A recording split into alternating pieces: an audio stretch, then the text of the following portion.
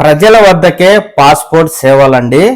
ఎవరైతే రాష్ట్రంలో మారుమూల ప్రాంతాల్లో ఉండి పాస్పోర్ట్ కోసం దరఖాస్తు చేసుకునే కార్యాలయాలకు వెళ్ళలేని వారి కోసం కూటమి ప్రభుత్వం మొబైల్ పాస్పోర్ట్ సేవా కేంద్రాన్ని అయితే ప్రారంభించింది.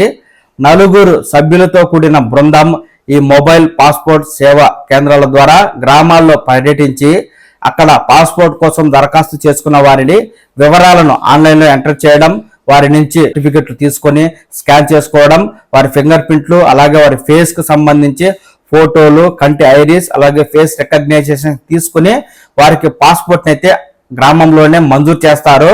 అలా మంజూరు చేసిన పాస్పోర్ట్ నేరుగా పోస్ట్ ఆఫీస్ నుంచి లబ్ధిదారుడి ఇంటికే వస్తుంది.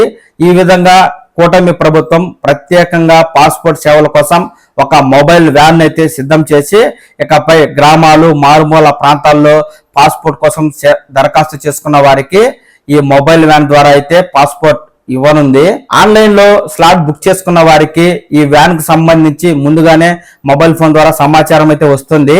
ఆ సమయానికి మొబైల్ వ్యాన్ దగ్గరికి పాస్పోర్ట్ దరఖాస్తు చేసుకున్న వారు వెళ్తే అక్కడ అధికారులు ఈ పాస్పోర్ట్ కు సంబంధించిన ప్రాసెస్ మొత్తం చేసుకుని వారికి అథెంటికేషన్ పూర్తి చేసుకుంటారు. ఈ వాహనాన్ని మంగళవారం విజయవాడ పాస్పోర్ట్ సేవా కేంద్రంలో ప్రభుత్వం అయితే ప్రారంభించగా రాష్ట్ర వ్యాప్తంగా ఇది అతి త్వరలో ప్రారంభమై మారుమూల ప్రాంతాలు, వికలాంగులైన వారు ఈ పాస్పోర్ట్ కోసం దరఖాస్తు చేసుకుని పాస్పోర్ట్ కార్యాలయానికి వెళ్ళలేని వారి కోసం ప్రత్యేకంగా ఈ మొబైల్ వ్యాన్ అయితే పనిచేస్తుంది.